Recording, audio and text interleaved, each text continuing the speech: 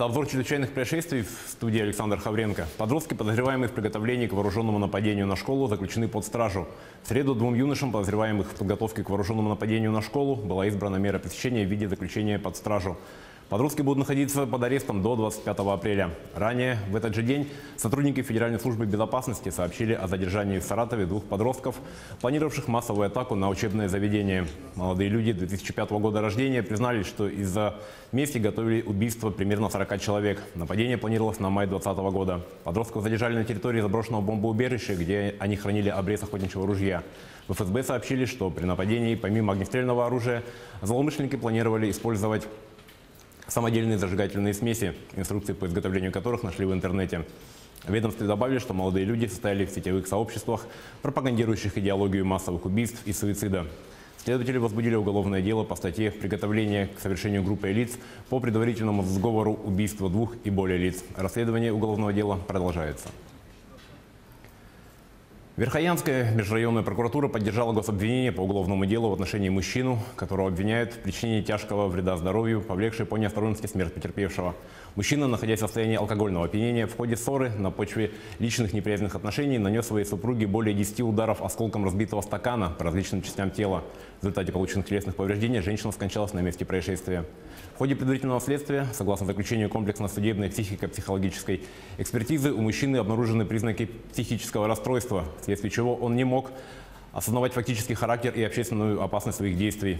Постановлением суда мужчине применена принудительная мера медицинского характера в виде принудительного лечения медицинской организации, оказывающей психиатрическую помощь в стационарных условиях общего типа. Прокуратура Якутска провела проверку соблюдения федерального законодательства в автономной некоммерческой организации по социальной защите людей с ограниченными возможностями и людей пожилого возраста «Алгыс». По результатам проверки возбуждено уголовное дело по статье «Присвоение», то есть хищение чужого имущества, вверенного обвиняемому с использованием служебного положения.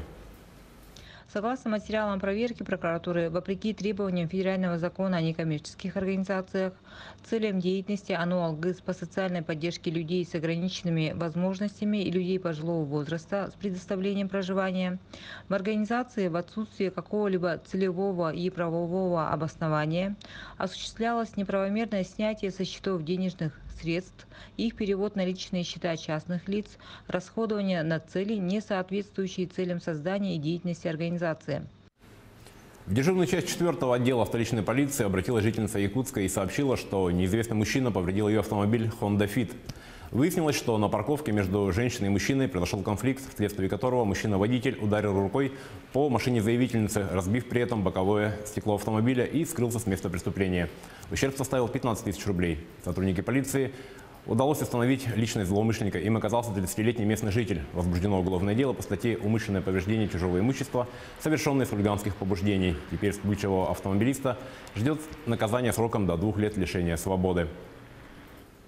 2 десятка гостей, ехавших на свадьбу, погибли, когда их автобус упал с моста в реку в индийском штате Раджастан. Подробности рассказывает Татьяна Гамозова.